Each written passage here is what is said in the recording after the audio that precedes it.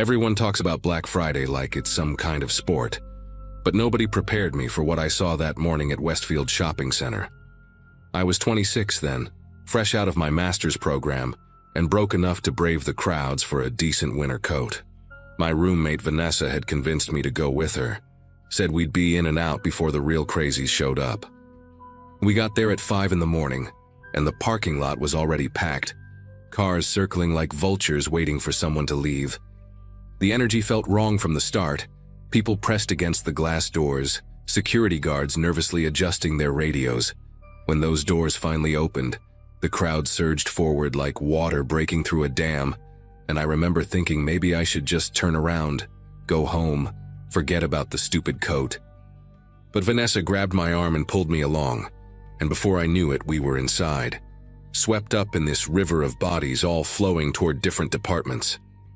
She wanted electronics, I needed clothes, so we split up near the food court with a promise to meet back in an hour. The apparel section was on the second floor, and by the time I got up the escalator, it was already chaos. Racks were getting picked clean, hangers scattered on the floor like bones, and everyone had this desperate look in their eyes. I made my way toward the outerwear section, trying to stay close to the walls, avoiding the main aisles where people were literally running with armfuls of merchandise. There was this display of designer jackets near the back, marked down 70%, and that's where everything went to hell. I saw her first. This woman in a red tracksuit with bleached hair teased up like it was still 1985, and she was holding this gorgeous leather jacket, examining the price tag. Behind her, a younger woman in yoga pants was clearly eyeing the same rack, her hand already reaching for another jacket just like it. The thing is, there were only 3 of those particular jackets left. This beautiful cognac leather with silver hardware, and I counted at least 7 women circling that display like sharks. The woman in red must have sensed it too, because she suddenly grabbed all 3 jackets at once, clutching them to her chest like a lifeline. That's when yoga pants woman lunged forward, actually lunged, and grabbed the sleeve of one of the jackets, yanking hard enough that both women stumbled. What happened next was like watching a nature documentary where everything goes wrong at once. They were both screaming, not even words, just these primal sounds, and the jacket stretched between them started to rip at the shoulder seam. Other shoppers immediately descended on them, not to help but to grab for the other 2 jackets that had fallen during the struggle. A man in a business suit literally stepped on the red tracksuit woman's hand to reach for one, and she let out this howl that made my teeth hurt. Someone threw an elbow that caught yoga pants woman in the ribs, and she doubled over but didn't let go of that jacket sleeve, even as 2 more people started pulling at it from different angles. The security guard by the dressing rooms was talking frantically into his radio, but he didn't move closer, and honestly, I couldn't blame him. The crowd started pushing in from all sides, drawn by the commotion like moths to a flame, and I found myself pressed against a circular rack of blouses, the metal bar digging into my hip. A teenager with braces shoved past me, actually used my shoulder as leverage to propel himself toward the fight, and I stumbled backward into a mannequin that toppled over with a crash. The sound seemed to trigger something because suddenly everyone was grabbing and shoving, not just for those jackets, but for anything within reach. I saw a middle-aged woman with a church group tote bag slam another shopper into a mirror, which spider-webbed but didn't shatter, and the impact sound was horrible, this dull thud followed by gasping. The original fight had spread like an infection, and now there were multiple struggles happening, merchandise flying through the air, and somewhere a child was screaming in that high-pitched way that goes straight through your skull. That's when I saw the older woman, probably in her 70s, with one of those walkers that have the tennis balls on the feet. She was trying to move away from the chaos, inching along the wall toward the elevator, her face pale and confused like she'd wandered into a war zone. She almost made it too, was maybe 10 feet from safety when this wave of bodies surged backward from the main fight. A heavy-set man in a football jersey stumbled right into her, and I watched her go down hard, the walker flying one way, her purse the other. The sound she made when she hit the floor was small, almost lost in all the noise, but I heard it. This soft oh of surprise and pain. She tried to get up. I saw her hand reaching for something to grab onto, But then the crowd shifted again and people were stepping on her, over her, around her like she was just another obstacle. Her flowered blouse got caught under someone's boot and tore, exposing the pale skin of her back, and still people kept coming. I tried to move toward her. I swear I did. But the crowd had become this living thing that moved on its own logic, and every step I took forward pushed me 2 steps sideways. Someone's elbow caught me in the stomach and I bent double, gasping. And when I looked up again, I couldn't see the old woman anymore. Just feet and legs and the occasional glimpse of fabric on the floor. The jacket that started it all was now in pieces, strips of leather hanging from different people's hands like trophies from a hunt gone wrong.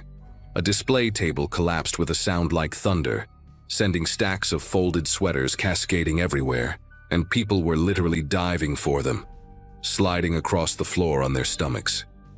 The yoga pants woman was on her knees now, blood running from her nose, still clutching a piece of that jacket, and the woman in the red tracksuit was nowhere to be seen.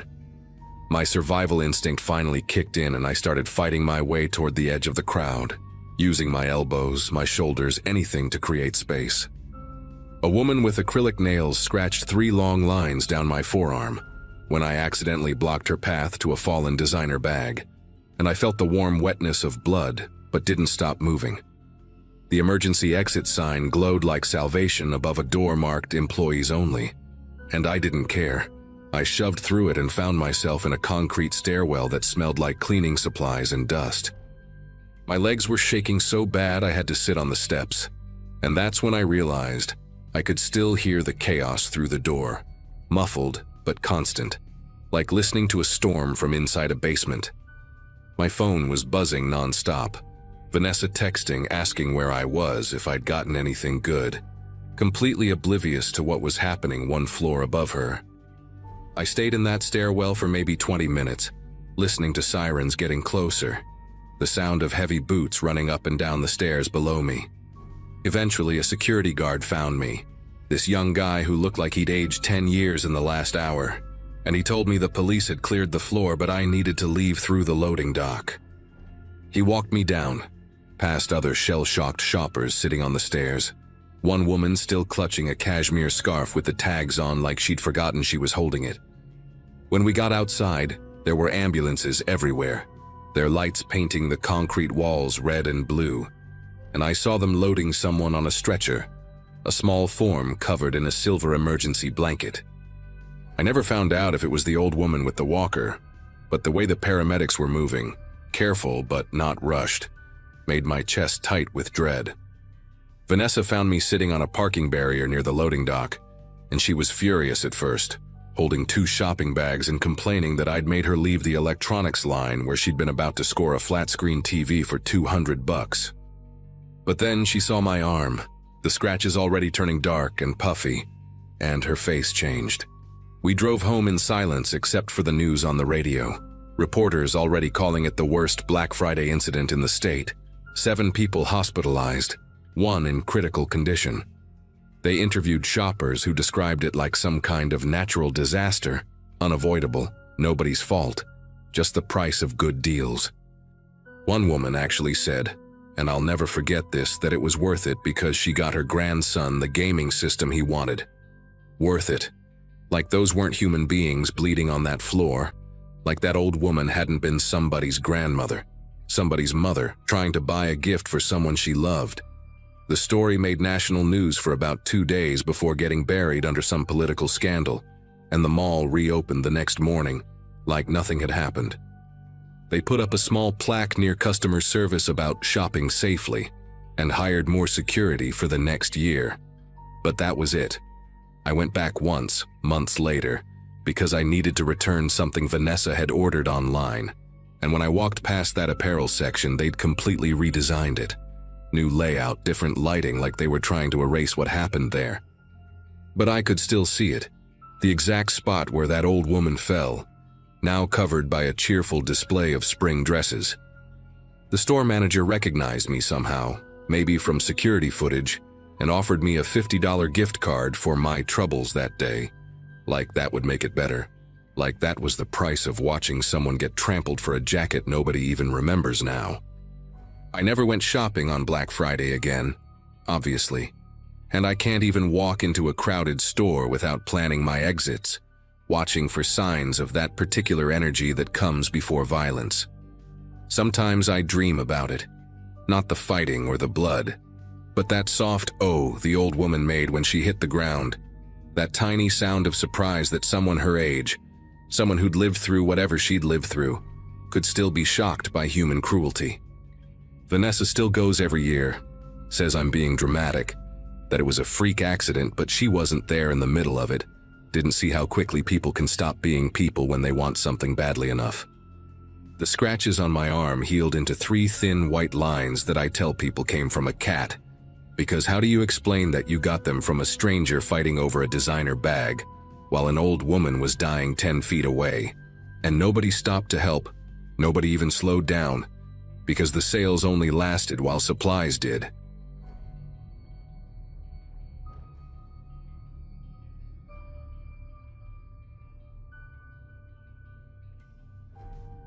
November always meant tight budgets for me, juggling rent and student loans while watching everyone else prep for the holidays. I'd been eyeing the new PlayStation for months, saving whatever I could from my job at the warehouse district, telling myself maybe next year when things got better. But when that Black Friday alert popped up on Market Direct at 4 in the morning, showing a seller named Gamer Depot listing 5 units at 60% off for quick sale, pickup only, my finger moved faster than my brain. $200 for a console that never dropped below $500 anywhere else. The listing had already been up for 3 minutes when I found it, and 2 units were gone. I grabbed my keys and headed out while most people were still sleeping off their Thanksgiving dinners, thinking I'd beaten the system for once in my life. The pickup address led me 40 minutes outside the city to an industrial area I knew pretty well from my delivery routes. Building after building of concrete and corrugated metal, most of them dark except for the occasional security light casting long shadows across empty parking lots. The GPS kept recalculating as I drove deeper into the complex, past a shuttered textile factory and rows of storage units, finally announcing I'd arrived at a loading dock behind what looked like an abandoned electronics distributor. No signs, no company name, just a rusty number spray-painted on a dented roll-up door. I parked near the only functioning streetlight and checked the Market Direct app twice to make sure I had the right place. The seller's message from an hour ago just said, "Pull up to Bay 7, we'll bring your order out." I sat there for maybe 5 minutes with the engine running, watching my breath fog up the windshield while the heater struggled against the cold. Part of me wanted to message the seller, but the bigger part just wanted to grab the console and get out of there. The whole setup felt sketchy, but $200 was $200, and I'd already driven all this way. Finally, I saw movement near the loading dock, a door opening that I hadn't even noticed before, one of those personnel entrances cut into the larger bay door. 3 guys stepped out, all wearing dark hoodies despite it being freezing outside, none of them carrying anything that looked like a PlayStation box. They started walking toward my car in that casual way that somehow made every muscle in my body tense up, spreading out slightly as they got closer, like they were trying to surround my vehicle without making it obvious. The tallest one, maybe 6'3" with a scraggly beard poking out from under his hood, knocked on my driver's side window with his knuckles, gave me this wide grin that showed a gold tooth near the back. I cracked the window just an inch, keeping my foot hovering over the gas pedal, and he leaned in close enough that I could smell cigarette smoke and something sour on his breath. "You here for the PlayStation?" he asked, voice friendly, but his eyes scanning my car's interior, checking if I was alone. When I nodded, he gestured toward a white van parked in the shadows about 30 feet away, no license plates that I could see. "We keep the inventory in there, safer than leaving expensive stuff in the warehouse. Just pull up behind us and we'll get you sorted." The other 2 guys were already moving toward the van, but something about how they kept looking back at me, how they positioned themselves between my car and the exit, made every instinct scream at me to leave. "Actually, could you just bring it here?" I asked, trying to keep my voice steady while gripping the steering wheel hard enough to make my knuckles ache. "I'm kind of in a rush, got work in an hour." The tall guy's smile faltered for just a second before coming back even wider, and he exchanged a quick glance with one of his buddies, a shorter guy with face tattoos creeping up his neck like black vines. "Come on, man. It'll just take a second. We got all the units right there, still sealed in the boxes. You can pick which one you want." He started pulling the door handle from outside, testing it, and when he found it locked, his whole demeanor shifted. The fake friendliness drained from his face like water through a sieve, replaced by something cold and calculating. "Don't make this complicated," he said, voice dropping an octave, and I saw his right hand move to his waistband, lifting his hoodie just enough to show the handle of something metallic tucked into his jeans. That's when I made my decision, probably the fastest one I'd ever made in my life. I slammed the car into reverse, tires screaming against the asphalt as I floored it backward, nearly clipping the guy with the face tattoos who had to dive out of the way. The tall one was shouting something, banging his fist on my trunk as I spun the wheel hard, throwing the car into a chaotic 180 that left rubber marks on the concrete. In my rearview mirror, I saw them scrambling toward the van, and I knew I had maybe 10 seconds before they came after me. The industrial complex was a maze of identical buildings and narrow access roads, and I'd just given up my only advantage of knowing the area from my delivery routes by panicking and taking the first turn I saw, which led deeper into the complex instead of toward the main road. My old Corolla's engine was screaming as I pushed it harder than I ever had, taking corners so fast the whole car tilted on two wheels. Behind me, I could hear the van's engine roaring to life, see its headlights sweeping across the buildings as it lurched into pursuit. They knew these roads better than me. That much became clear when they started gaining ground despite their bulkier vehicle.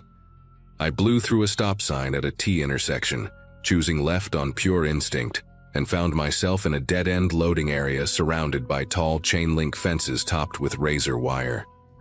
The van's lights flooded my mirrors as it skidded to a stop behind me, blocking the only way out. My heart was hammering so hard I could feel it in my throat, taste copper in my mouth as I watched all three of them climb out of the van, taking their time now because they knew I was trapped. But then I remembered something from my delivery days, a detail that might save my life. These old loading areas all had emergency access gates for fire trucks, usually padlocked but with chains loose enough to ram through if you had enough speed. I could see it in the corner of the lot, barely visible in the darkness, a section of fence that looked different from the rest. The three men were walking toward me, spread out in a line, the tall one now openly holding what looked like a knife that caught the light from their van's headlights. I revved the engine, threw it in reverse again, and they actually laughed, thinking I was going to try ramming their van. Instead, I cranked the wheel hard right, building up as much distance as I could in the small space, then shifted to drive and floored it straight at that emergency gate. The impact felt like hitting a wall, the chain snapping with a sound like a gunshot, the fence posts bending outward as my car burst through in an explosion of sparks and twisted metal. The Corolla's front bumper was hanging by a thread, dragging on the asphalt and throwing up a shower of sparks as I careened onto a service road I'd never seen before. My windshield had spiderwebbed from the impact, making it hard to see, but I didn't dare slow down. In the cracked side mirror, I caught glimpses of the van's headlights as it struggled to follow through the destroyed gate, having to slow down to navigate the twisted metal I'd left behind. The service road connected to the main industrial thoroughfare, after what felt like hours but was probably 30 seconds. And suddenly I was merging into early morning Black Friday traffic, regular people heading to regular stores for regular sales, completely unaware that I'd just escaped whatever those men had planned for me. My whole body was shaking so bad I had to pull into a gas station 3 miles down the road just to catch my breath and call the police. The cops took my report, said they'd been tracking similar scams across the state, fake marketplace listings leading people to isolated locations for robberies. They found the loading dock area, found the tire marks and the destroyed fence, but the van and the men were long gone. The detective, an older guy named Brennan with tired eyes and coffee stains on his shirt, told me I was lucky, that most people who fell for these schemes ended up losing their car, their money, sometimes worse. He showed me photos from other cases, people beaten unconscious, One kid who'd been stabbed when he tried to run. A woman who'd been held at knife point while they cleared out her bank account at nearby ATMs. The PlayStation listing had been deleted minutes after I'd escaped. The seller account vanished like it never existed, and Market Direct claimed they had no way to track who'd posted it, since the account was created with fake information and accessed through a VPN. I spent $3,000 fixing my car, money I definitely didn't have, but it was still cheaper than buying a new one. The body shop guy whistled when he saw the damage, said it looked like I'd been in a demolition derby, asked if I wanted to file an insurance claim. I told him no, paid cash, didn't want any record of my stupidity following me around. For weeks after, I'd wake up at night thinking I heard that van's engine, check my rear-view mirror constantly even on familiar roads, avoided that whole industrial district completely, even though it added 20 minutes to some of my delivery routes. The fear faded eventually, the way these things do, but I never forgot the lesson. Every Black Friday since, when those deals start popping up on marketplace apps and social media, listings that seem too good to be true from sellers with no history, I think about that morning, about how desperation and greed nearly got me killed over a gaming console I didn't even need. These days, I tell everyone who'll listen about what happened, post warnings in local Facebook groups every November, try to save other people from making the same mistake. Some believe me, others think I'm paranoid, say things like that don't happen in our area. But I know what I know. Those men are still out there, probably using different names, different locations, different bait. Maybe they've moved on to other cities, other schemes, but every holiday season they're somewhere, setting their traps, waiting for someone desperate enough or naive enough to take the bait. And the worst part is knowing that no matter how many warnings get posted, how many news stories run about these scams, there's always going to be someone like me, someone who sees that perfect deal at the perfect time and thinks they're different, thinks they're smart enough to handle it, right up until they're sitting in a police station looking at photos of what happens when these situations go wrong.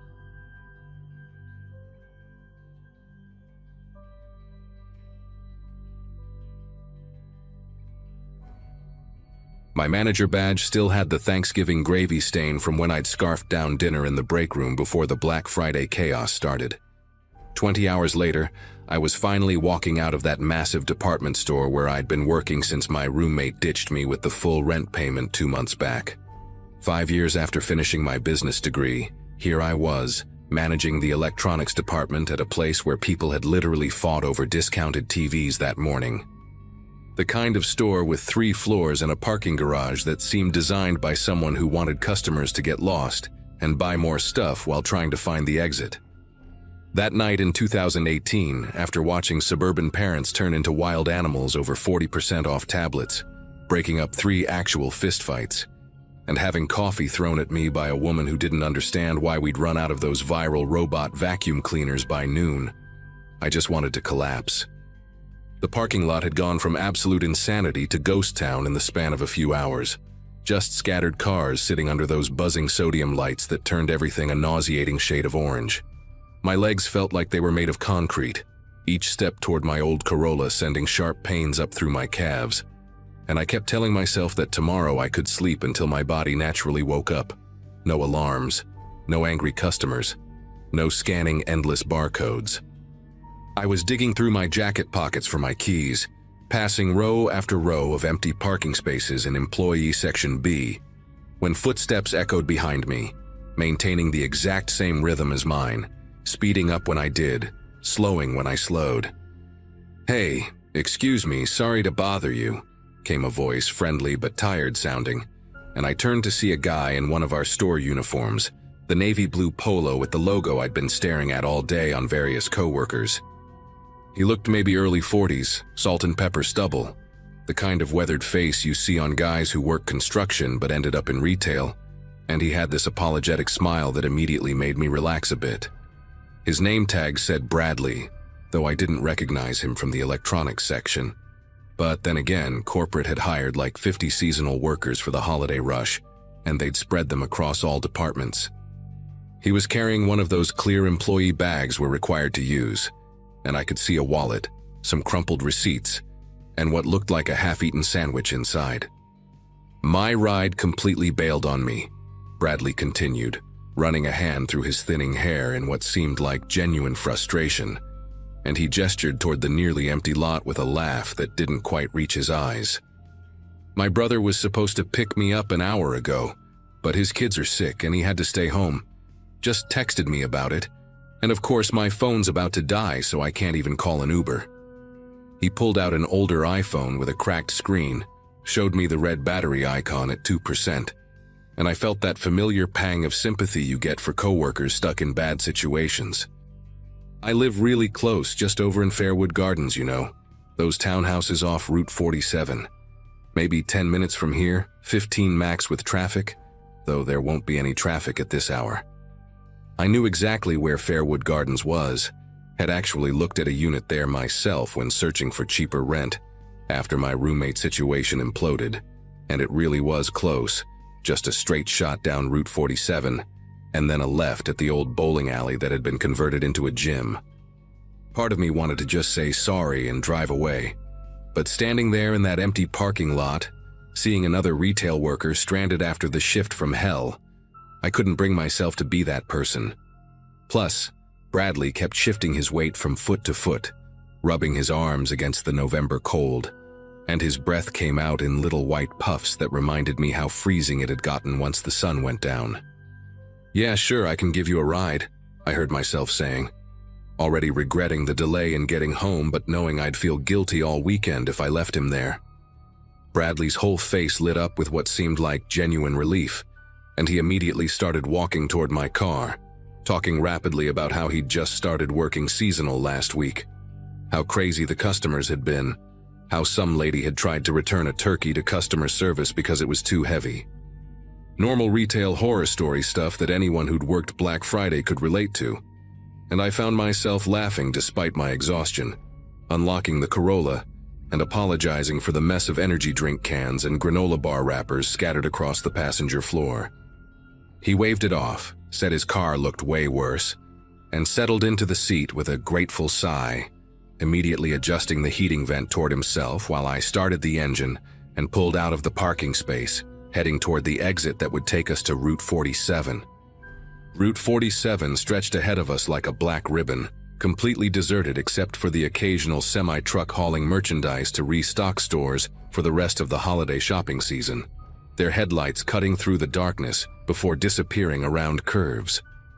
Bradley kept up a steady stream of conversation for the first few minutes, asking about how long I'd been working at the store, complaining about the new scanning system they'd implemented, normal coworker small talk that required minimal responses from my exhausted brain. But when we passed the closed bowling alley where I expected him to tell me to turn left toward Fairwood Gardens, he stayed quiet for a moment, then said, "Actually, keep going straight for another mile or so. There's a shortcut through the back entrance that's faster." His voice had changed slightly, more focused, and he was sitting up straighter in the passenger seat, peering intently through the windshield at the dark road ahead. I should have questioned it, should have insisted on taking the main entrance I knew, but exhaustion makes you stupid, makes you compliant, and Bradley immediately launched back into talking about some customer who'd tried to haggle over a clearly marked price, keeping my mind occupied. We passed the lit-up sign for Fairwood Gardens' main entrance, kept driving into a stretch of road I didn't recognize, where the streetlights became fewer and farther between, where the houses thinned out and gave way to patches of woods and empty lots. "Turn right at this next road," Bradley said, pointing to what looked like barely more than a dirt path between two thick clusters of trees. "Trust me, it cuts right through to the back of the development, saves like 5 minutes, and my house is right there at the back section." The gravel crunched under my tires as I made the turn, my headlights illuminating nothing but trees pressing in from both sides, and somewhere in the rational part of my brain, alarm bells started their delayed ringing. We drove for maybe another minute down this narrow dirt road, branches occasionally scraping against the sides of my car, with sounds that made me wince, thinking about the paint job I couldn't afford to fix, when Bradley pointed ahead to a small clearing. "Right there, just pull in there. My place is just through those trees on the footpath. Stupid developer didn't put in a proper road to the back units yet," he explained. And against every instinct that was now screaming at me, I pulled into the clearing, my headlights sweeping across dead leaves and bare dirt. The moment I shifted into park, ready to tell him this was as far as I could go, that he'd have to walk the rest, headlights blazed to life directly behind us, so bright I couldn't see anything in my rearview mirror except white glare, and a dark sedan pulled up right against my bumper, boxing us in completely. Bradley's hand moved to his door, not to open it, but to engage the lock.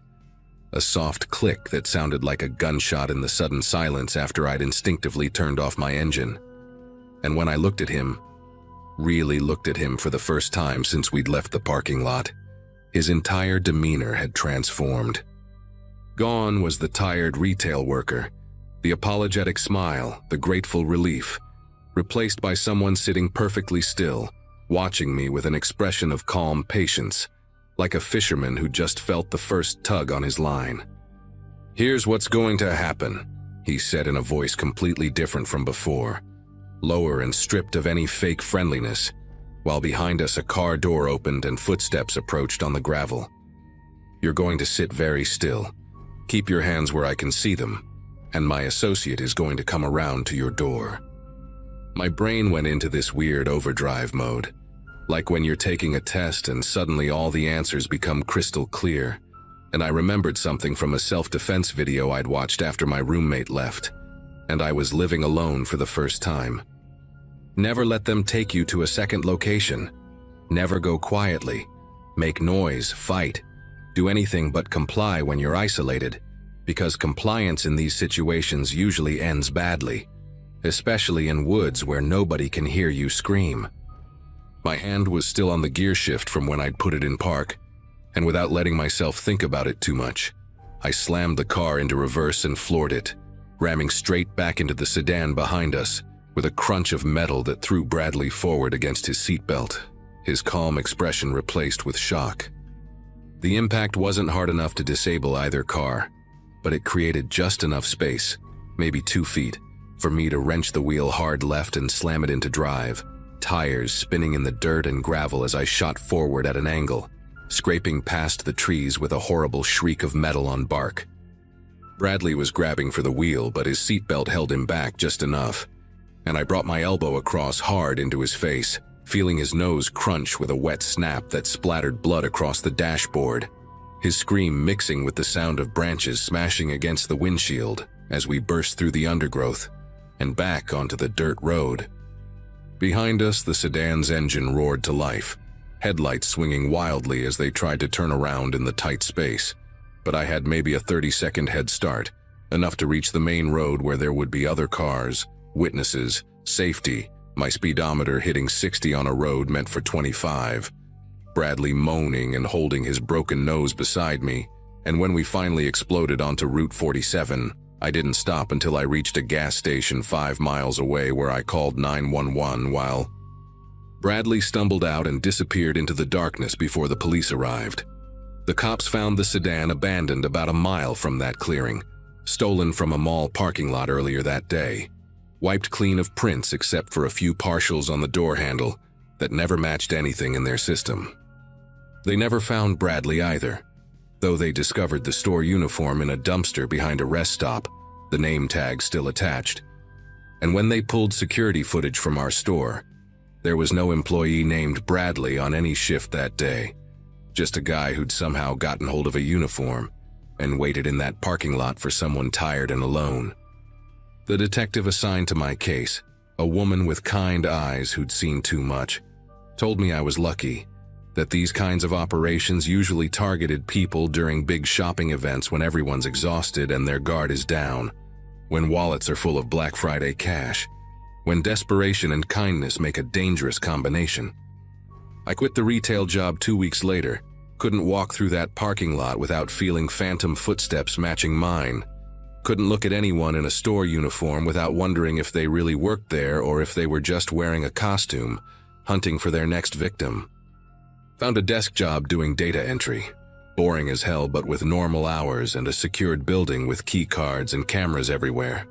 The kind of place where strangers can't just walk in wearing stolen uniforms and false smiles. Sometimes I think about that night, about how close I came to whatever Bradley and his partner had planned in those woods, and I remember the weight of his hand on the door lock, that soft click that changed everything, and I'm grateful for that self-defense video, for the instinct to fight instead of freeze, for the pure luck that my old Corolla had just enough power to ram through their trap and get me home alive.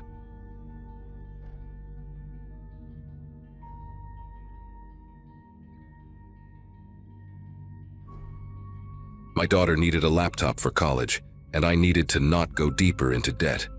November 2017, the Riverside Plaza advertised a gaming laptop for 70% off, a Black Friday doorbuster that would save me $800 I could put toward her spring tuition.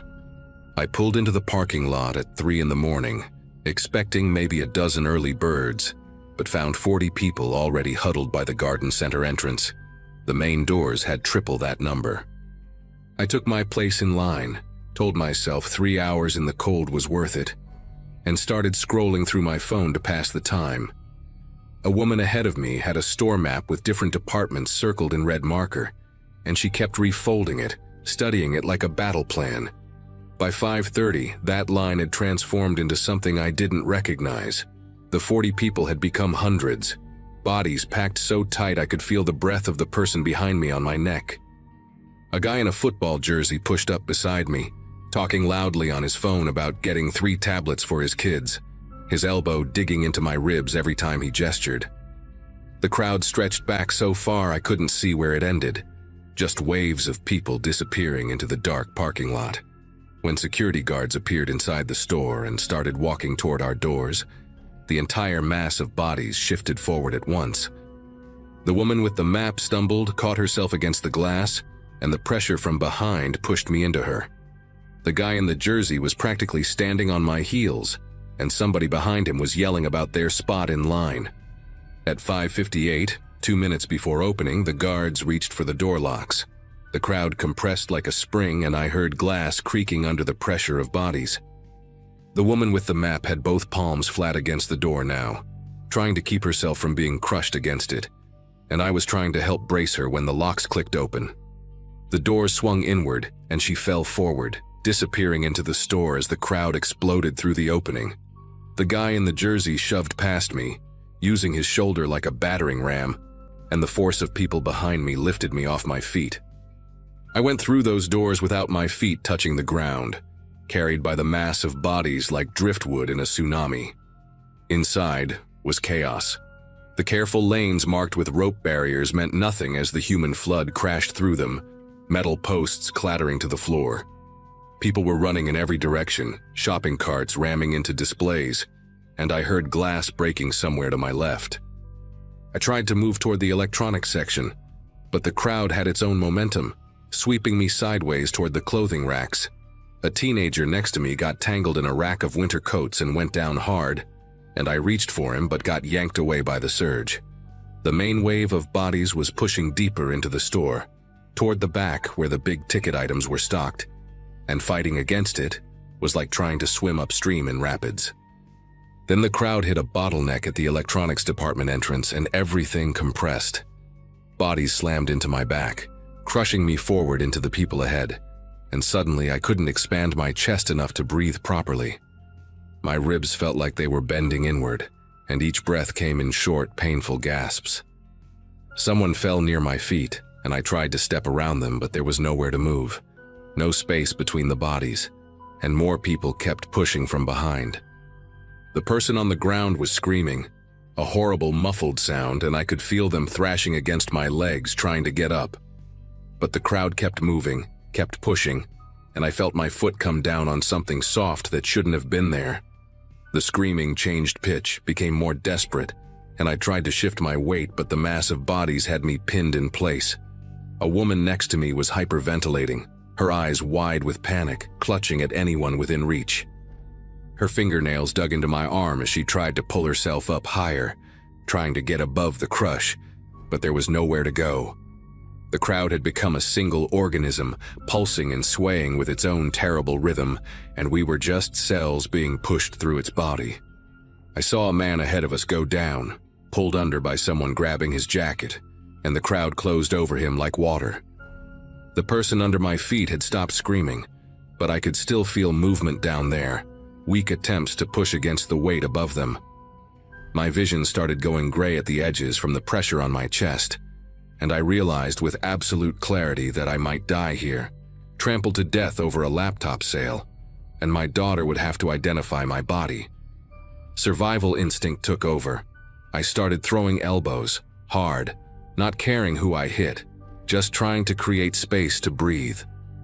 The woman with her nails in my arm wouldn't let go, so I twisted sharply and heard her cry out as she lost her grip. I pushed against the person in front of me with everything I had, using them as leverage to keep from being pushed down myself. The mass was slowly flowing through the electronics entrance, and I let myself be carried, focusing only on staying upright. Each step was a fight to maintain balance, to not trip over whatever was on the floor. I kept my arms up near my chest, creating a small pocket of space to breathe, and stopped trying to help anyone else. You can't save anyone when you're drowning yourself.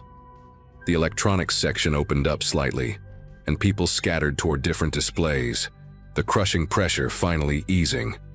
I stumbled sideways into a tower of boxed printers, knocking several to the floor, and used the moment to gulp air into my burning lungs.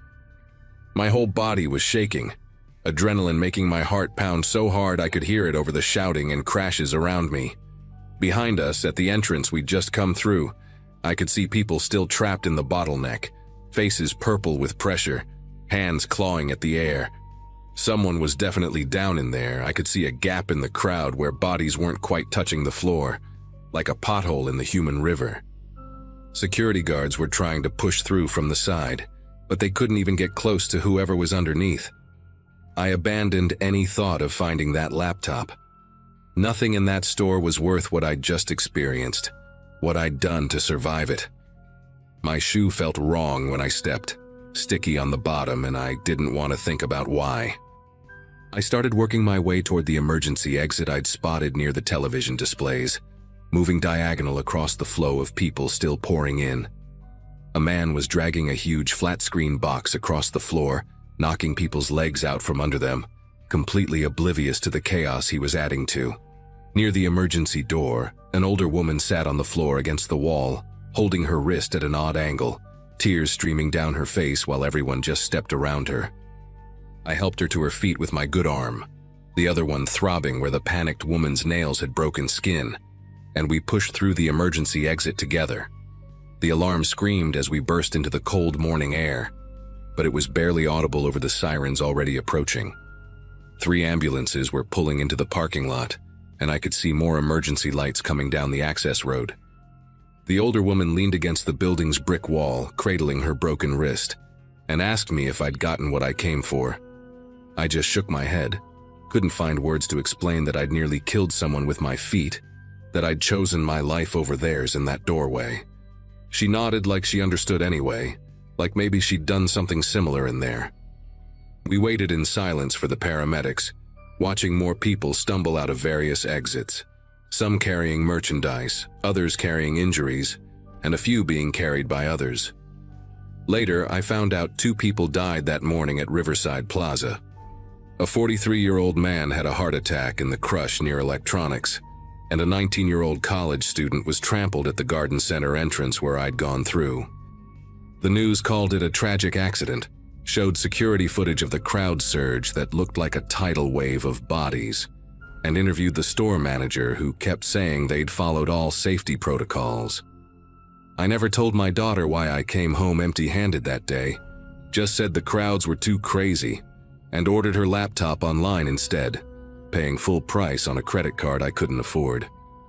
She thanked me for trying, completely unaware that her old man had stood on another human being to stay alive, that I'd felt someone's ribs bend under my weight and kept walking anyway.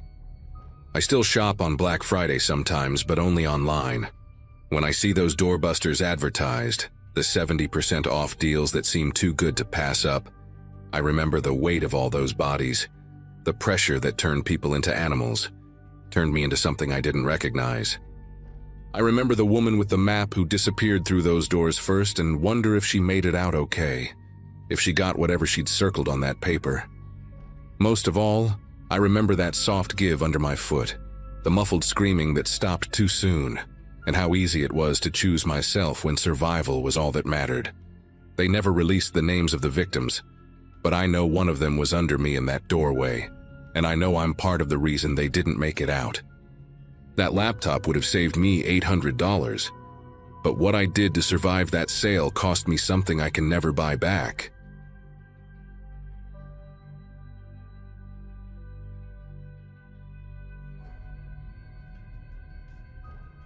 Owning a small boutique means most days are predictable, quiet even.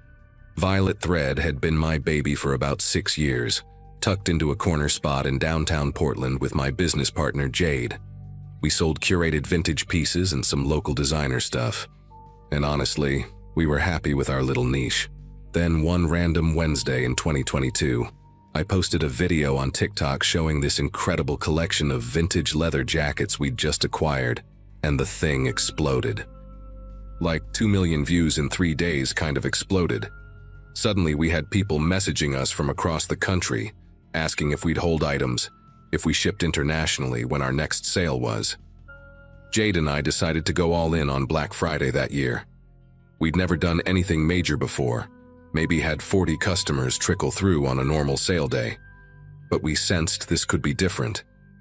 Still, nothing prepared me for what I saw when I pulled up to the shop at 4 a.m. that Friday and found a line of people wrapped around the entire block, past the coffee shop, past the bookstore, some of them holding folding chairs and thermoses. The second I unlocked that door, it was like releasing a dam. Bodies poured in, voices overlapping, hangers scraping, and within 10 minutes our tiny checkout counter had a line stretching to the back wall. People were getting antsy. Some were just dropping their stuff and leaving, and I felt this sinking dread that our big break was about to turn into a total nightmare. Jade was ringing people up as fast as she could, and I was trying to help, but we only had 2 registers and it wasn't nearly enough. She disappeared into the back office for maybe 2 minutes, came out looking relieved, and said her cousin who worked in retail management was sending people over from some temp agency he used for emergencies like this. I didn't even ask questions. About 20 minutes later, 3 people walked in wearing black shirts and lanyards, saying they were from FlexStaff Services. There was this young guy named Josh, who looked like he'd rather be anywhere else, an older man named Raymond who'd clearly worked retail before, and a woman who introduced herself as Christine.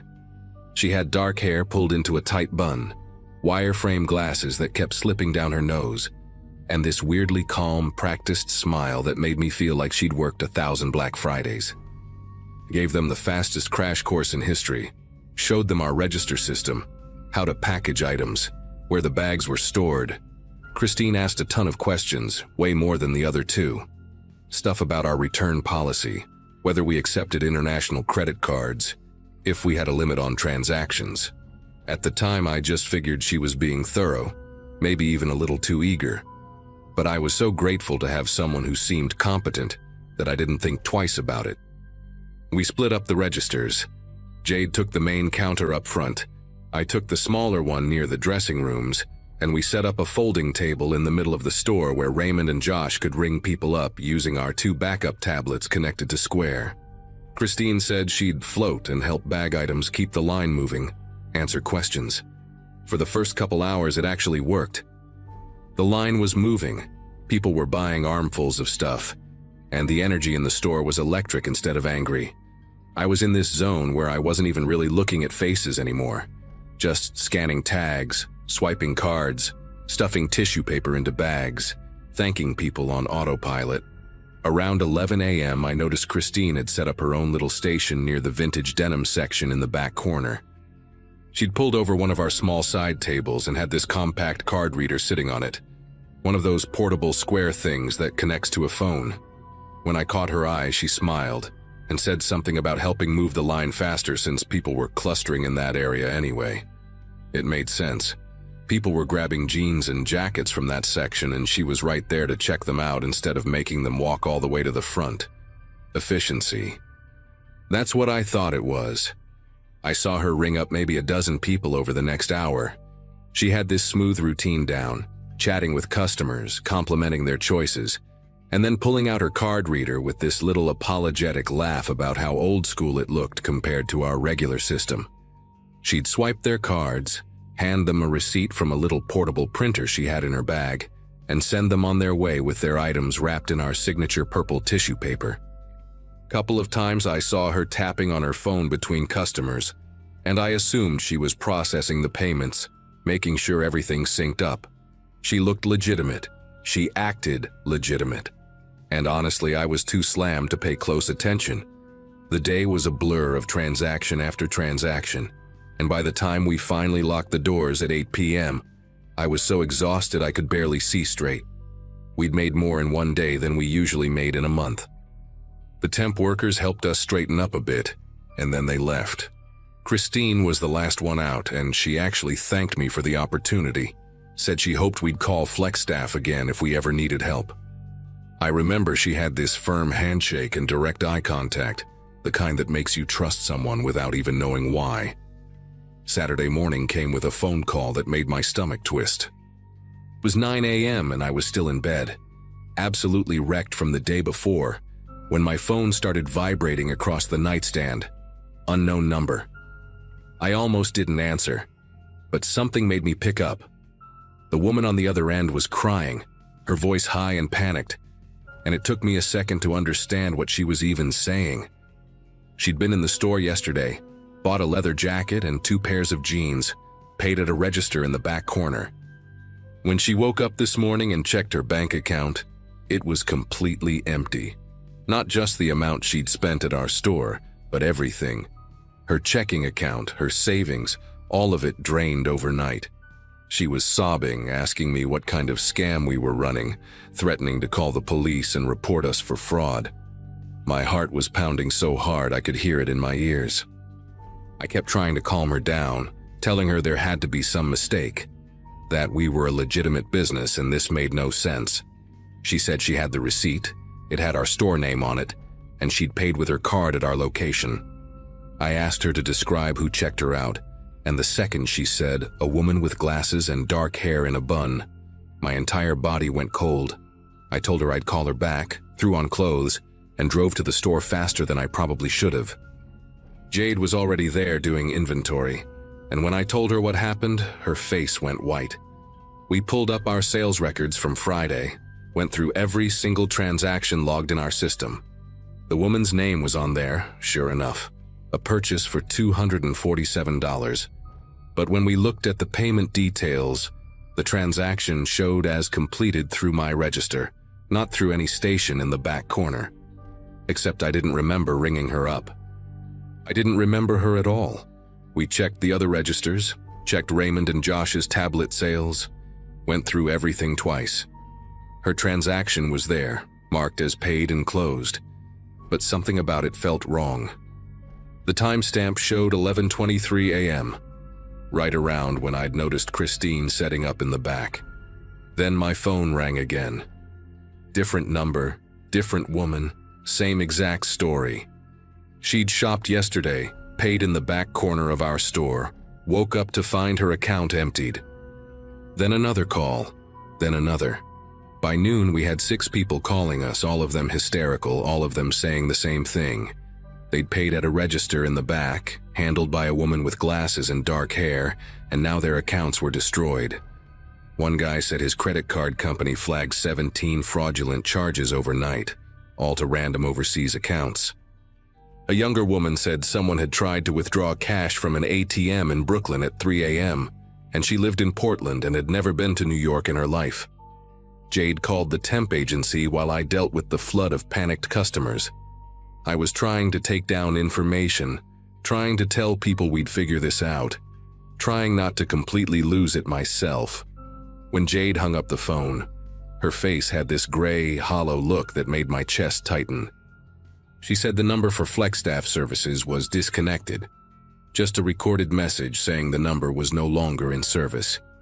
She tried Googling the agency and there was nothing. No website, no reviews, no business registration. Nothing. It was like the company didn't exist. I asked about her cousin, the one who supposedly sent the temp workers, and she pulled out her phone with shaking fingers and called him right there on speaker. He answered on the second ring, sounded confused about why we were calling. When Jade asked him about the temp workers he'd sent over, there was this long pause. Then he said he hadn't sent anyone. He didn't know what we were talking about. He'd been out of town for Thanksgiving and hadn't talked to Jade in over a month. She insisted someone had called claiming to be from him, and he just kept saying no, that wasn't him. He never made any calls. The realization hit us both at the same time. Nobody sent those workers. They just showed up, walked in like they belonged, and we let them. We called the police and 2 officers showed up around 2 p.m. They took our statements, looked at our security camera footage, and that's when things got even worse. Our cameras covered the front entrance, the main register area, and the dressing rooms, but we'd never installed one in that back corner where Christine had set up. Budget cuts from a couple years ago, we'd only kept the most essential angles covered. The footage showed her arriving, showed her moving around the store, showed her talking to customers, but there was nothing clear enough to really identify her. She'd positioned herself perfectly in the one blind spot we had. The officers took notes, said they'd file a report, and mentioned this sounded like a skimming operation they'd been tracking across several states. Apparently there'd been similar incidents at pop-up markets and busy retail locations. Always someone posing as temporary help, always using personal card readers to steal information. They said the devices she used probably had skimmers built in, copying card data and PINs while looking like normal transactions. One officer, this older guy with a thick mustache, said the sophisticated ones could even print legitimate-looking receipts, so nobody suspected anything until it was too late. He said Christine, or whoever she really was, probably had all that card data uploaded to servers overseas within hours, sold on the dark web by midnight. The next week was absolute hell. We had 43 people total who came forward saying they'd been victims, and that was just the ones who shopped at our store. The police said Christine and her crew, because they were certain now that Josh and Raymond were part of it too, had likely hit other locations that same weekend. Our business insurance didn't cover this kind of fraud, and legally we weren't liable since the customers had willingly handed over their cards, but that didn't matter. Our reputation was destroyed.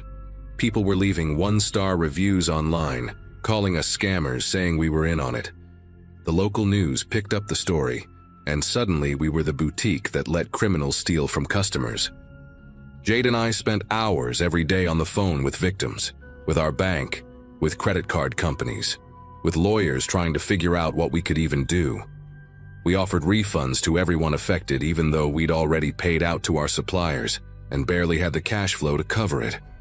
We just wanted to make it right somehow, even though none of it was really our fault.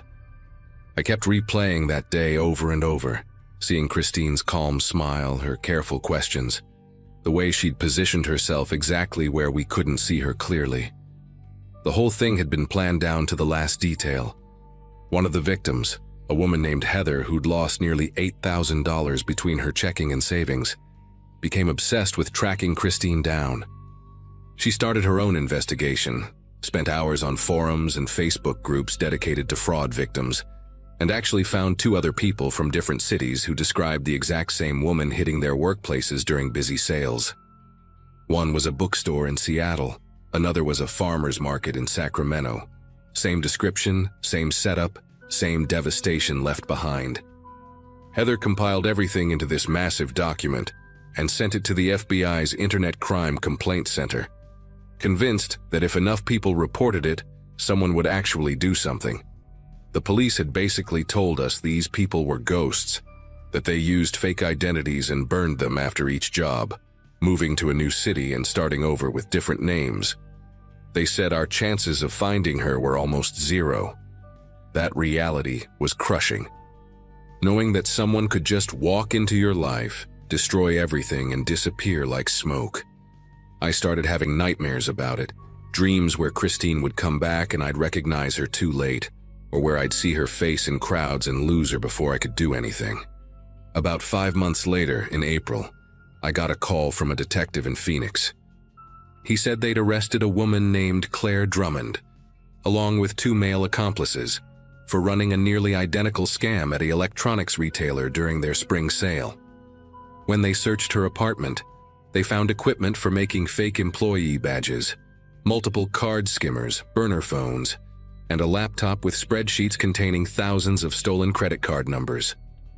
They also found wigs, different sets of glasses, and clothing in various styles. The detective said when they showed her our security footage, she didn't deny it.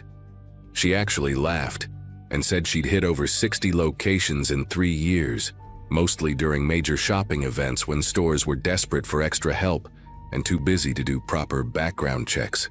She and her crew would research stores ahead of time, figure out which ones went viral or had big sales coming up, and just walk in pretending to be from temp agencies. Most places were so overwhelmed they didn't question it. She said the key was confidence and timing. Act like you belong, show up when chaos is already happening, and people will believe whatever you tell them. The arrest didn't undo the damage, but it felt like something. Claire Drummond was facing federal charges, and the detective said she'd likely spend years in prison given the scale of what she'd done. A lot of the victims would never see their money back. The card companies and banks were still fighting about liability, and plenty of people's credit was wrecked for years. Violet Thread survived, barely. Jade and I had to take out a loan to cover the refunds and keep the business afloat, and it took almost 2 years before our reviews started recovering. We installed cameras in every corner of the store, implemented a strict policy about only using our registered employees, and I became that paranoid owner who double-checks everything. Even now, 3 years later, I get anxious during busy sales. Every time someone pulls out a card, there's this split second where my brain goes into panic mode. I watch transactions like a hawk. I verify every employee personally, and I never ever let anyone set up their own station without me standing right there. What Christine, or Claire, or whatever her real name was taught me is that trust is a weapon. She knew exactly how to use it, and she knew that in moments of chaos, people drop their guard. The scariest part wasn't even the theft itself. It was how easy it was. How she just walked in, smiled, asked the right questions, and we handed her everything she needed to destroy people's lives. That's what keeps me up sometimes. Not what happened, but how simple it was to make it happen.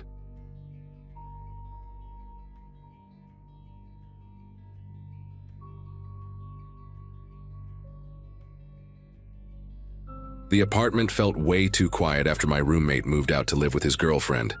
That was probably the real reason I got obsessed with upgrading my entertainment setup. My TV sat on this wobbly stand with built-in speakers that sounded like tin cans, and suddenly having the whole place to myself made me notice how bare everything looked.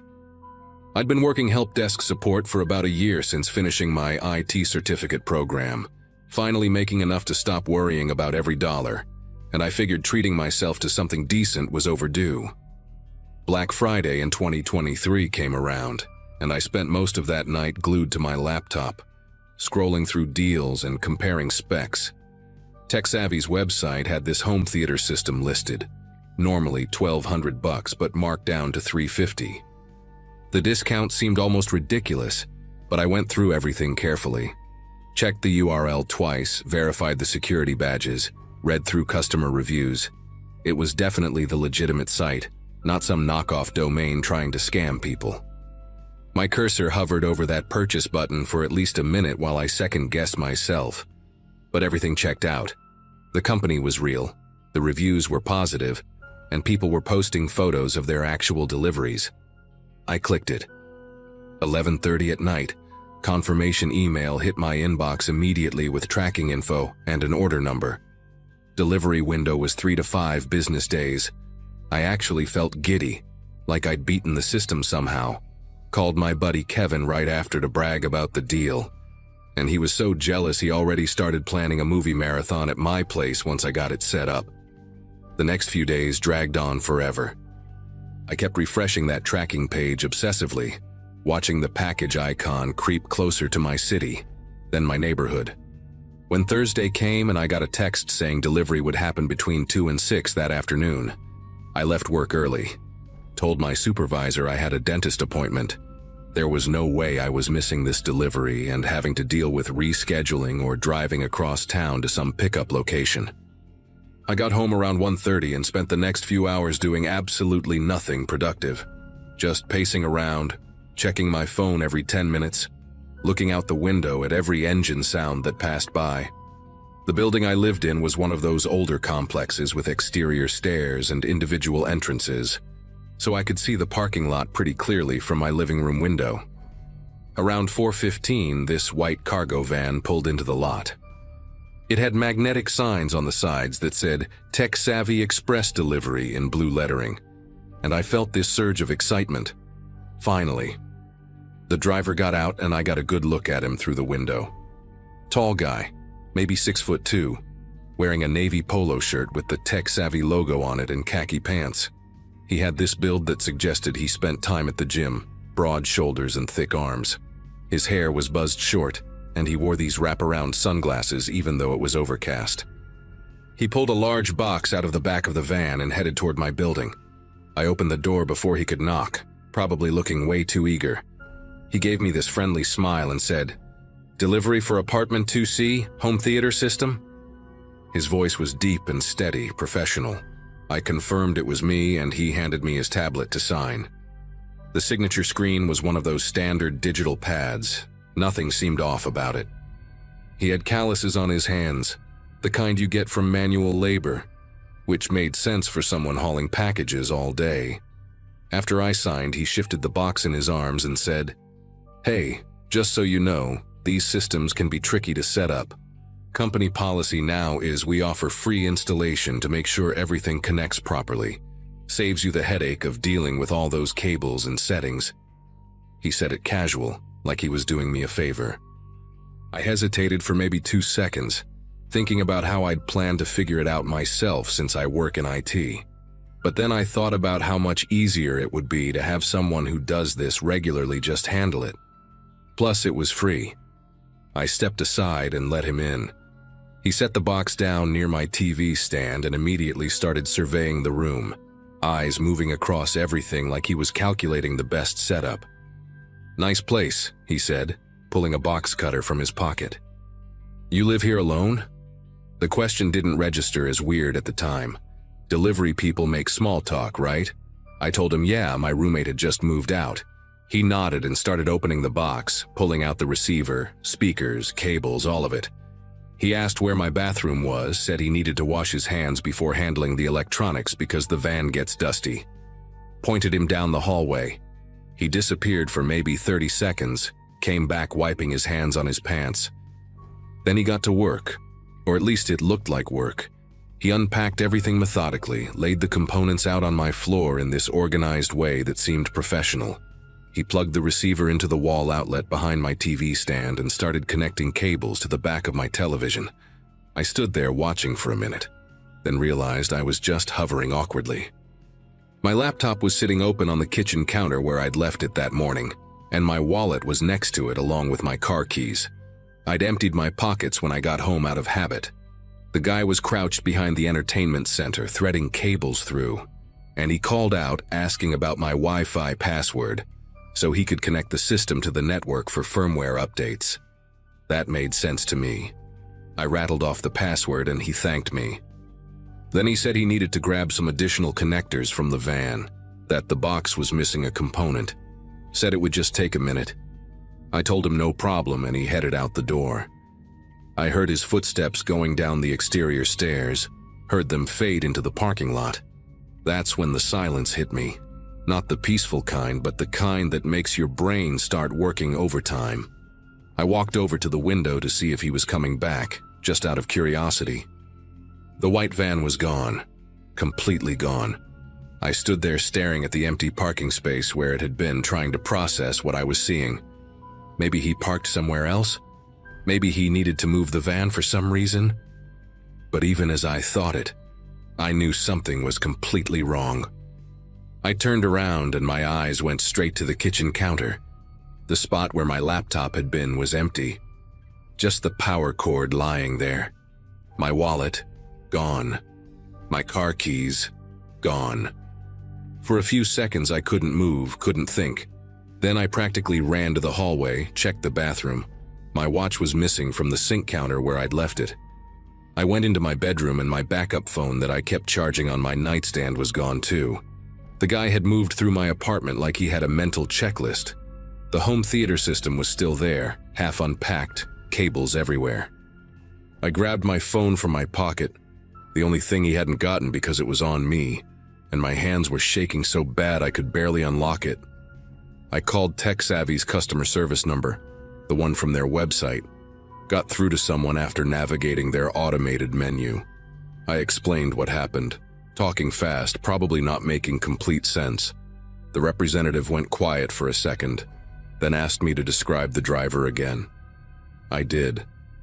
Tall, muscular, buzzed hair, wraparound sunglasses, navy polo with the logo. She put me on hold. When she came back, her voice had changed, gotten more serious. She said they had no delivery scheduled to my address that day. Said they don't do installation services at all, never have. Their drivers drop packages at the door, get a signature and leave. That's it. The van, the uniform, the tablet, all of it was fake. I felt like the floor dropped out from under me. She stayed on the line while I processed it, then told me I needed to call the police immediately and file a report.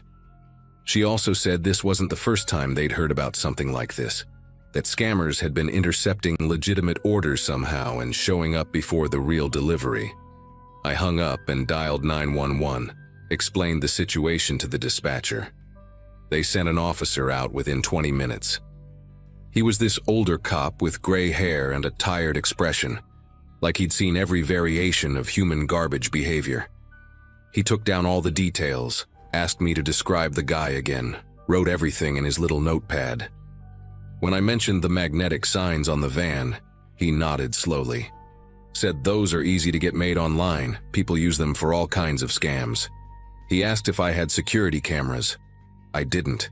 He asked if any neighbors might have seen the van or gotten the plate number. I told him I'd check but doubted it. The officer was honest with me in a way that somehow made it worse. He said chances of recovery were slim. Guys like this, they plan everything out. They're in and out fast, and by the time anyone realizes what happened, they're long gone. He told me to cancel my credit cards immediately, change all my passwords, and keep an eye on my bank accounts for any suspicious activity. The laptop was what killed me the most. I had work files on there, personal stuff, photos. The wallet had $200 cash, my debit card, my license. The car keys meant I couldn't even drive anywhere to deal with this mess. I asked the officer what I was supposed to do now. He said file the report, contact my bank and credit card companies, get my locks changed in case the guy made copies of my apartment key when he went to the bathroom. That thought hadn't even occurred to me yet. I felt sick. This stranger had been alone in my hallway. Probably went through my bedroom too, while I stood there like an idiot, watching him pretend to hook up cables. After the officer left, I called my apartment management and explained the situation. They sent a maintenance guy out that same evening to change my locks, which cost me $120 I didn't really have at that moment. I spent the rest of the night on my phone, which thankfully had enough battery, canceling cards and filing fraud alerts. My bank was helpful at least, said they'd monitor my account and reverse any unauthorized charges. I called Kevin and told him everything. He felt awful because he'd been so hyped about the deal. Kept saying he should have told me it sounded too good to be true, but that wasn't fair to him. I'd been the one who verified everything, who let a complete stranger into my home without asking for proper ID, without questioning anything. The real delivery from TechSavvy showed up on Saturday, 2 days later. An actual driver in an actual company truck asked me to step outside for the signature and left the box right there on my doorstep. Refused to even come near my door. I couldn't blame him. I never got my stuff back. The police report went nowhere. Just another file in a system overloaded with cases that never close. My laptop was gone forever along with everything on it. Had to use my tax refund that year to replace it. The $200 cash was just gone. Getting a new license meant a trip to the DMV and sitting there for 3 hours. My car sat in the parking lot useless until I could afford to get new keys made from the dealership, which ran me another $240 because of course it did. The worst part wasn't even the money or the inconvenience.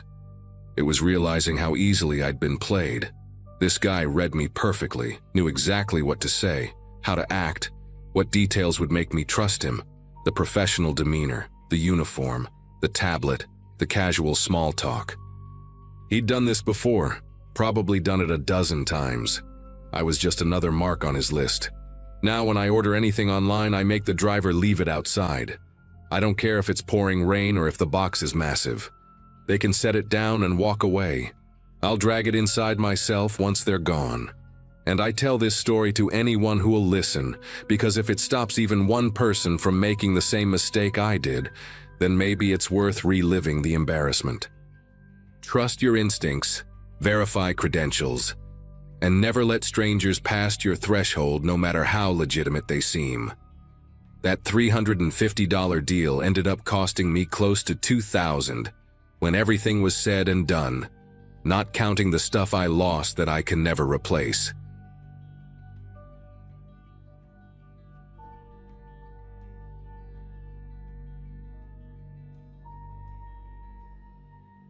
I remember that night like it happened last week. My husband Matt and I had just come back from one of those chaotic Black Friday sales, the kind where people line up before sunrise just to grab a deal. We weren't even planning to go, but our old TV had been flickering for months, and the sale was too good to ignore.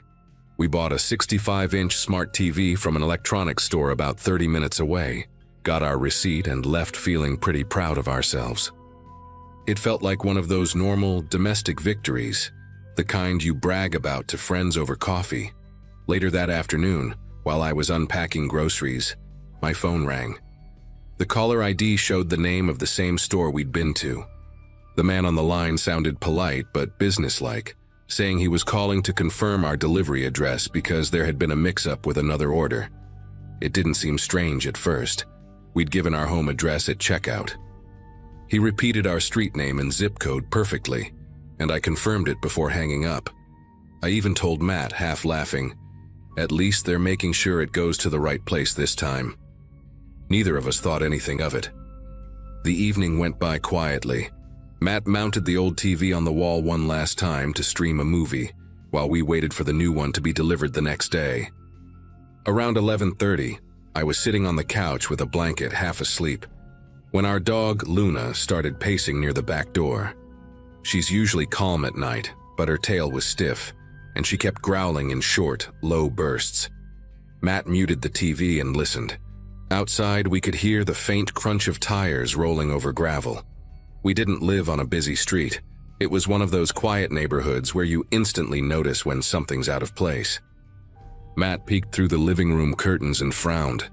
A dark pickup truck had stopped across the street. No logo, no plates visible from that angle, just a pair of headlights cutting through the dark. The engine turned off, but the lights stayed on. "Probably someone lost," he muttered, though his voice didn't sound convinced. I remember how heavy the air felt, like the kind of stillness right before a thunderstorm. Luna wouldn't stop growling, and that's when I heard it, the faint metallic rattle of our back gate latch moving. Matt motioned for me to turn off the TV, and the room sank into silence. The only light came from the dim lamp beside the couch. We both listened, the kind of listening where every sound feels amplified.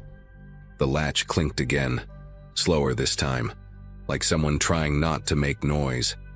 My heart was pounding so hard I could hear it in my ears. Matt whispered that maybe it was an animal, but we both knew no raccoon would try to open a gate twice.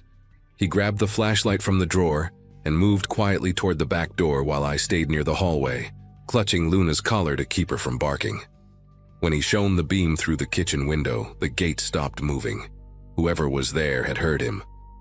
The flashlight caught a glimpse of something, maybe denim or maybe the reflection off metal, before it disappeared beyond the fence. We waited, listening. Nothing. No footsteps, no voices. The silence stretched until it almost felt unbearable.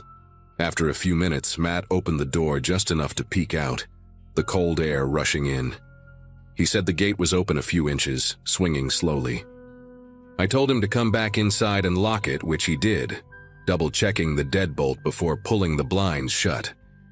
We sat together on the couch after that, neither of us talking much. The truck was still parked out front, lights off now, but we could see its shape in the faint glow of the street lamp. I thought about calling the police, but Matt didn't want to overreact. "If they're still there in 10 minutes, we'll call," he said. Those 10 minutes dragged on like an hour. Luna had stopped growling, but she stayed alert, ears twitching at every sound. Then, as if on cue, the truck's headlights blinked on again. It rolled forward slowly, stopping right in front of our driveway this time. Matt stood up, tense, and I grabbed my phone. Before I could even unlock it, we heard the gate again. This time it wasn't the latch, but the hinges creaking open fully. The back motion sensor light turned on, flooding the yard in pale light. For a split second, I saw a silhouette near the shed, a tall figure motionless like it was staring straight at the house. Then the light went off, and everything went black again. I called 911 right away, my hands barely steady enough to type the passcode. The dispatcher answered fast, and I tried to explain that someone was in our backyard. She asked if they'd entered the house, and I said no, but they were close. She told us to stay inside, lock all doors, and wait for an officer. While I was still on the line, Matt went to grab the baseball bat he kept by the front door. The dispatcher asked if we could see the intruder. I told her no, just the truck still idling in front. She said a patrol car was on the way. Those next few minutes felt unreal. We didn't speak, just listened. The sound of footsteps moved along the gravel path behind the house, slow, deliberate. Then came a metallic clink, like someone brushing against the shed door handle. I whispered to the dispatcher what I was hearing, and she told me to stay put. That help was close. Matt whispered, "They're trying to see if the door's unlocked." I didn't even realize I was holding my breath until Luna let out one sharp bark that echoed through the house. The sound outside stopped immediately. No footsteps, no creak of the gate, nothing. A few seconds later, we heard the truck door slam shut. The engine roared, tires screeched against the road, and the sound faded into the distance. We didn't move until we saw red and blue lights reflecting through the front window. When the police arrived, 2 officers searched the yard. The gate was wide open, the latch bent slightly out of shape. One of the officers found boot prints in the mud, large ones leading from the fence to the shed and then back toward the gate. They took our statement, checked the camera on our doorbell, and told us we'd done the right thing calling. The footage showed the truck pulling up, but nothing behind the house. The camera didn't reach that far. The officer said there'd been a few similar reports in nearby neighborhoods that night. People pretending to confirm deliveries before showing up at homes. They suspected a group targeting big purchases from the sales. Hearing that made my stomach twist. They knew we'd bought something expensive, and they'd known where we lived. After the officers left, we couldn't bring ourselves to go to bed. We just sat in the living room with every light on, listening for any sound outside. Around 3 a.m., I walked to the kitchen window to check the backyard again. The gate was closed now. One of the officers must have done it, but something caught my eye near the shed. A small white sticker on the wood, barely noticeable in the dim porch light. When I stepped outside the next morning, I saw it up close. It was a barcode label with the name of the same electronics store printed on it, the kind they put on display boxes. Only, we hadn't bought anything that needed to be delivered. I called the store first thing that morning to ask about the call from the day before. The manager sounded confused and told me no one from their staff had made any calls after the sale ended. He checked our order and confirmed we'd taken the TV home ourselves, so there was no reason for anyone to ask about our address. I asked if the sticker I found could have come from them.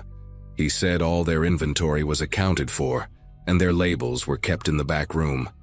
They didn't even use that particular format anymore. That's when it sank in that whoever called us had planned this carefully. Over the next few days, I couldn't shake the feeling of being watched.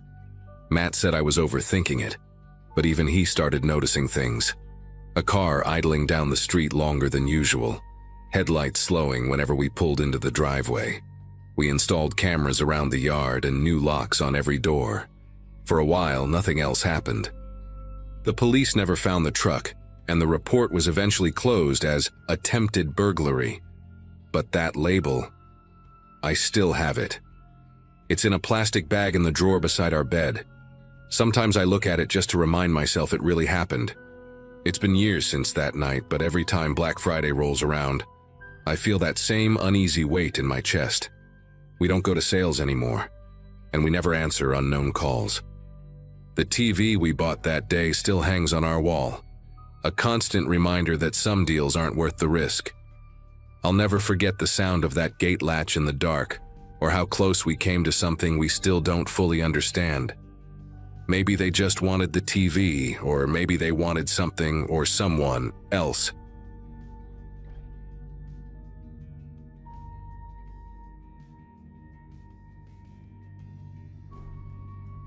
I had been scrolling through secondhand listings all week, hunting for a good Black Friday deal that didn't feel like a scam. Between juggling my part-time job and my sister's college tuition, I couldn't justify spending full price on anything luxurious. When I found a post for a genuine designer tote, the exact model I'd been eyeing for over a year, listed for barely a quarter of the retail cost, it almost felt like fate. The seller's profile looked normal. A few photos of cats, some furniture sales, and the bag itself displayed on a beige carpet with tags still attached. I messaged her, and she responded quickly, friendly, and direct. "I can meet you at the Crestview Mall garage," she wrote. "Early afternoon works best." That Saturday was cold and gray, the kind of afternoon where the air smelled faintly like wet concrete. I arrived 10 minutes early, partly because I'm anxious about punctuality, but also because I wanted to double-check the spot. The garage was busier than I expected, people loading boxes into SUVs, kids whining about toy stores, and the occasional honk echoing through the levels. I parked near a pillar painted with a fading letter C, texted the seller that I'd arrived, and waited. Her read receipt appeared instantly, but no reply came. After a few minutes, the crowd began to thin. The noise dulled, replaced by the hum of fluorescent lights that flickered unevenly above me. I watched the reflection of my car in the polished concrete, trying to distract myself. When another 15 minutes passed, I typed again, something polite. "Still good to meet?" No answer. I checked the listing, thinking maybe she'd updated it or sold the bag to someone else, but it was still active. That's when a dark sedan rolled slowly past, then reversed, stopping about 20 feet away. The driver's window slid down halfway. A man leaned over from the driver's seat, smiling in a way that looked rehearsed. "You waiting on someone?" he asked, his tone casual, almost friendly. I hesitated, keeping my distance but nodding slightly. He tapped the passenger seat. "I think she sent me. Said she couldn't make it, but I've got the bag here. You can check it if you want." His voice had that kind of false confidence people use when they're improvising a lie. I didn't move closer, but I caught a glimpse of something shiny, maybe a shopping bag resting beside him. My gut told me to walk away, yet my brain kept insisting maybe this was just awkward communication. I told him I'd rather wait for the seller directly, that maybe there'd been a misunderstanding. He nodded like that made perfect sense, then opened his door anyway. The sound echoed sharply through the empty level. "No problem," he said, stepping out and stretching like someone who wanted to look harmless. He was in his mid-30s maybe, clean cut, wearing a baseball cap and a navy hoodie. In his right hand he held the bag, the same tan leather with gold hardware I'd seen in the photos. "See, it's legit," he said, holding it up with an easy grin. My heart sped up, torn between suspicion and that tiny flicker of greed that whispers, maybe this really is your lucky day. He started walking toward me, slow and deliberate. I took a few steps back, clutching my phone. "I'll just wait here," I said, trying to sound calm. The man stopped near the pillar by my car, eyes darting briefly to the garage exit ramp. "You can at least take a closer look," he said, placing the bag on the ground like an offering. For a second, the air felt heavy, dense with silence. I noticed the way he positioned himself, between me and the open path. Every instinct screamed that something wasn't right, and yet I still glanced down at the bag, as if confirming what my brain already knew. No deal online is worth this kind of gut tension. Then his tone shifted. "You don't trust me?" he asked, almost laughing but not quite. I tried to step sideways, but he moved the same direction, mirroring me. The bag was just a prop now. He wasn't even pretending to sell it anymore. His eyes had that cold focus, like he'd been waiting for the right second. "You came alone, right?" The question hit harder than I expected. I said nothing, pulling my phone tighter in my hand, ready to dial someone, anyone. He took another step, voice lower. "Let me help you carry it to your car." The words sounded more like an order than an offer. He lunged, not fast, but calculated. I darted around the pillar, my shoes sliding on the slick concrete. He reached for my arm, his grip rough enough to scrape the skin through my jacket. I screamed, loud, desperate, the kind of sound that bursts out without planning. The noise bounced through the garage, sharper than the fluorescent buzz above us. Somewhere across the level, a car alarm chirped, maybe triggered by my voice or maybe coincidence. He froze mid-movement, eyes wide for half a heartbeat, then turned back toward his car. The bag toppled as he ran, its handles twisting under the tire as he sped off down the ramp. I stood there shaking, half expecting him to come back. My throat hurt from yelling, and for a moment I couldn't tell if the footsteps echoing nearby were real or just my pulse pounding in my ears. A woman's voice called out, someone asking if I was okay. And I finally saw a couple emerging from the elevator area, holding shopping bags. They looked startled when they noticed me against the pillar.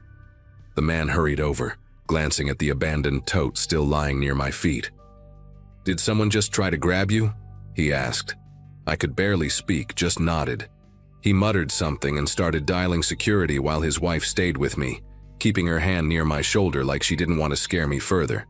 Security arrived within minutes, 2 guards jogging up with radios in hand. I gave them the best description I could. Dark sedan, mid-30s, navy hoodie, baseball cap. One of them knelt by the bag, opening it cautiously with gloves on.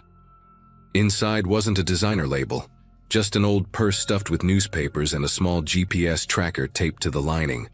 Seeing that thing made my knees buckle. Whoever he was, he hadn't been improvising. He'd planned for someone to take the bag, to drive off with it, and for him to know exactly where they went. The guard just looked at me and said quietly, "You got really lucky today." The police showed up not long after, took my statement, and walked me through surveillance footage. The cameras on that level had been broken for months. Maintenance delay, they said. But they caught his car entering and exiting. No plates visible, just a flash of the same dull blue paint reflecting the overhead lights. An officer asked if I'd noticed any other strange messages or listings connected to the seller's profile. When I checked again later, the account was gone, like it had never existed. The listing, the chat history, everything. For weeks after, I couldn't scroll through online deals without feeling my chest tighten. Every time I parked in a garage, I'd catch myself checking around pillars and mirrors before stepping out. It's been years now, and I still remember the sound of his footsteps hitting the concrete, and that calm voice saying he just wanted to help. I tell this story not to scare people, but because I almost learned the hard way how far someone will go to make a trap look ordinary. That bag, that garage, that day, they were all bait, and I still think about how close I came to being the one he actually drove away with.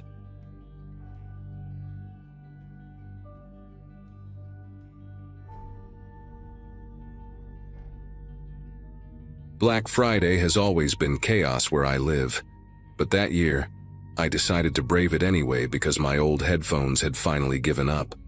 I remember being half awake, running on cheap coffee and the thrill of maybe catching a deal.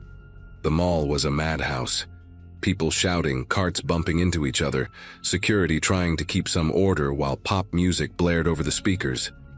I remember thinking the air smelled like perfume, plastic, and sweat. I ended up in line at an electronics store, holding a box of wireless headphones I didn't even plan to buy. But they were half off, and it felt like winning a small battle. The cashier who rang me up looked young, maybe mid-20s, with messy blonde hair and a small scar along his left eyebrow. His name tag said Derek. He was talkative in a way that caught me off guard. He asked if I'd been waiting long, joked about surviving the storm, and told me he'd been working since 4 a.m. He didn't seem creepy or anything, just tired but friendly. When he handed me the bag, he smiled and said, "Don't lose your receipt. People keep coming back saying they dropped theirs." I laughed, said thanks, and left. That was the end of it, or so I thought. That night I got home around 6, still buzzing from the chaos of the day. I lived alone in a small second-floor apartment near the highway. Nothing fancy but quiet most of the time. I threw the shopping bag on the couch, ordered takeout, and spent the evening scrolling through deals I didn't need. By midnight, I was half asleep on the couch when my phone buzzed. My doorbell camera had detected motion. I figured it was a stray cat, or maybe someone delivering a late package. But when I checked the feed, I froze for a good 10 seconds trying to understand what I was seeing. Derek was standing right outside my door. Same clothes as earlier. Store uniform, name tag, everything. He was holding a shopping bag and looking straight at the camera like he knew I'd be watching. After a few seconds, he leaned closer and spoke, his voice low but clear enough to hear through the mic. "Hey," he said, "you left your credit card at the register. Thought I'd drop it off." My first instinct was confusion. I clearly remembered putting my card back in my wallet after paying. I'm a bit obsessive about checking that kind of thing. Still, the way he said it sounded calm, polite even, like he was doing me a favor. I didn't answer the intercom, just watched him stand there for maybe a minute, shifting the bag between his hands. When I didn't come to the door, he rang the bell again, a long press this time. The sound filled my apartment, sharp and echoing in a way that made my chest tighten. I typed a quick message to a friend, just a casual, "Hey, weird question. Can a cashier track your address?" and went back to the feed. He wasn't at the door anymore. The camera showed only the hallway light flickering and the faint outline of the bag sitting on the floor near my welcome mat. I didn't move for several minutes, just stared at it, waiting for something else to happen. Eventually, I checked my wallet. Card right there, exactly where it should be. That's when my heart started pounding for real. I locked every window, double-checked the door, and sat back on the couch with my phone in hand. When I looked at the feed again, the bag was gone. He must have come back to take it while I wasn't looking. The next morning, I called the store. I tried to sound calm, like I was just clearing up a misunderstanding. The woman on the phone put me on hold, came back after a few minutes and said no cards had been reported missing, and no employees were authorized to visit customers outside of work. I asked if Derek was working that day, and she hesitated before saying, "We don't have anyone by that name here." She sounded sincere, but I could hear the uncertainty in her voice, like she was checking and not finding what she expected. She said she'd talk to her manager and call me back. She never did. That night, I rewatched the footage again, trying to convince myself it had been some mix-up. Maybe he'd given me a fake name at the register. Maybe he'd quit right after his shift. Maybe I was overreacting. But when I paused the video at the right second, I noticed something strange. His name tag looked slightly different than I remembered. The logo wasn't the same. It looked older, faded, like an old version of the store's branding. I even Googled images from previous years to compare. The uniform he wore hadn't been used by the company for almost a decade. That detail started eating at me. I couldn't stop thinking about it while getting ready for bed. I told myself maybe I was remembering wrong, that maybe the store still had leftover uniforms lying around. But when I checked the timestamp on the video, I noticed something even more unnerving. The camera's date reset itself right after that clip. Everything recorded after midnight was missing. Just a gap, like the system had rebooted on its own. I hadn't touched the settings. Had never done that before. The following evening, I stopped by the mall again just to see for myself. The electronics store was there, same spot, same layout. But the cashier station where Derek had been was now closed off with a sign that read, "Under renovation." I asked one of the employees about him, a woman stacking phone cases near the counter. Her face went blank for a second, then she said, "You mean the guy who used to work here? He hasn't been around in years. Quit after some incident." She trailed off before I could ask more, and a manager appeared out of nowhere, smiling too quickly, asking if I needed help finding anything. The woman avoided eye contact. I just said no thanks and left. That night, I couldn't sleep. Every sound from the hallway made me flinch. Around 2 a.m., I checked the camera again. The timestamp was correct this time, and everything looked normal, until a motion alert popped up. I tapped the live feed and saw the bag again, the same one from before, sitting in the same spot outside my door. No one was there this time, no footsteps, no shadow moving away. I just stared at it until my eyes watered. When I finally got up the nerve to open the door, the hallway was empty. The bag was filled with shredded paper. I moved out 2 weeks later. The management company probably still has my forwarding address, but I never updated the camera account. Sometimes I still get motion alerts from that old place. Random pings in the middle of the night. I don't open them anymore. The thumbnail always looks the same anyway. Someone standing close to the lens just out of focus, holding a shopping bag.